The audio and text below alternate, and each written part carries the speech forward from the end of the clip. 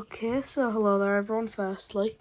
Just to warn you, if I sound a bit groggy or I'm sniffling a lot, that's because I'm feeling a bit ill, but I haven't uploaded in literally ages, so I've got to upload. And this will be my review of the Wigan game, and yes, I was meant to record it, and I forgot.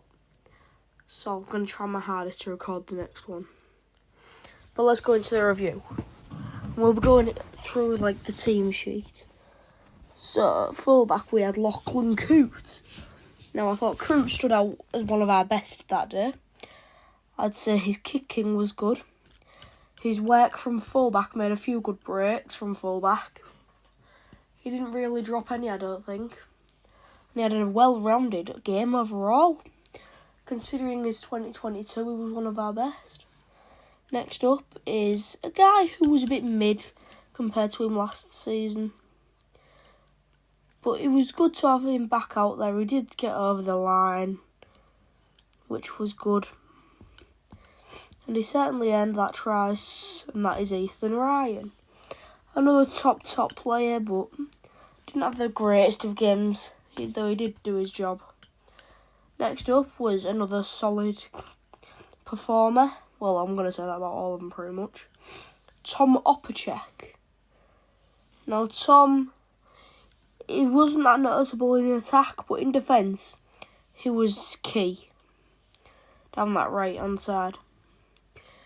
He was strong and he'd just driven them back, and he was just one of those players in defence that day.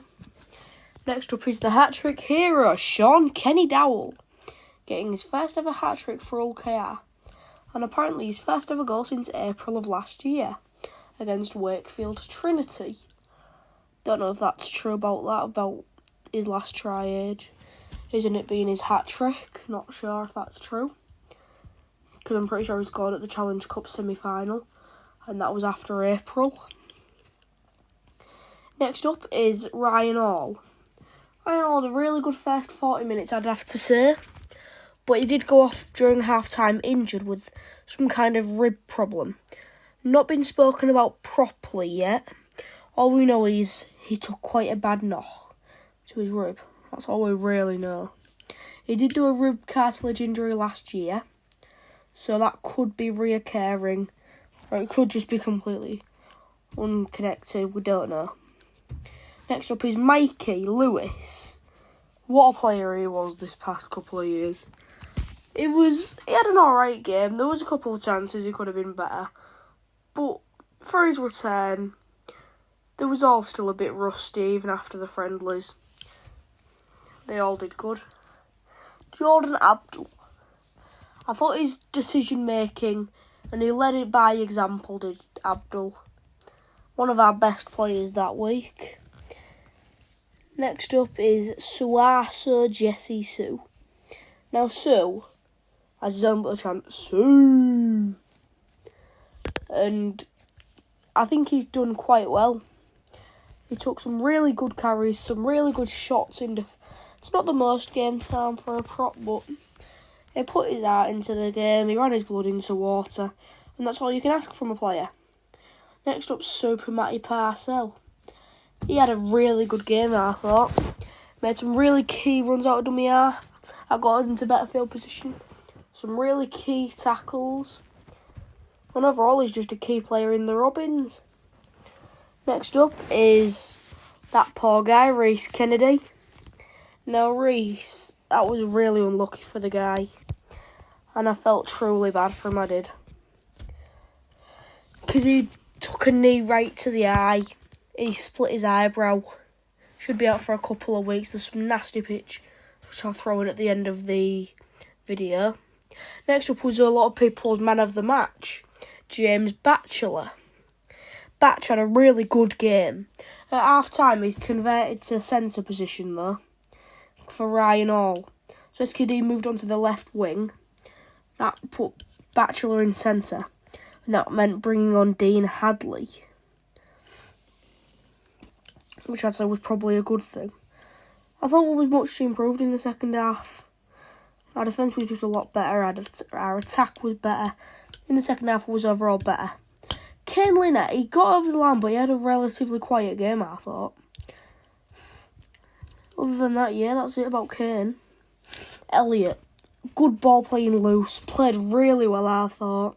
Keep in mind, this is all my opinion. Though I have heard other people say different.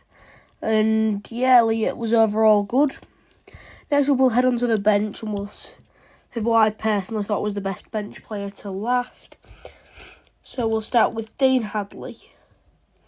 Dana came on, as I said, for the second 40. Didn't have the greatest amount of game time, but when he plays, he puts his heart and soul into it. Just had a quick sip of my drink there. Next up, I'd say, was George King. Came off the bench, had a really good impact, and he led by example from the front. Got our Player of the Year last year and was really good. Next up is Jez Litton. Now, Jez takes some really good carries out of dummy half. Really good defence. Can't say a bad word about Jez. And the last man, Matty Staunton. I absolutely don't mind my language, but fucking love this guy. I do also know him a bit IRL. And really nice guy. But yeah, that charge down he did, absolutely beautiful.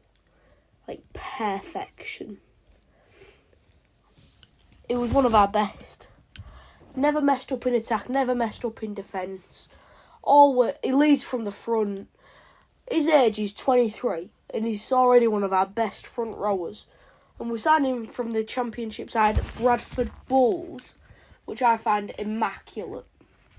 He's just rarely ever broken through. And I rate him highly. But yeah.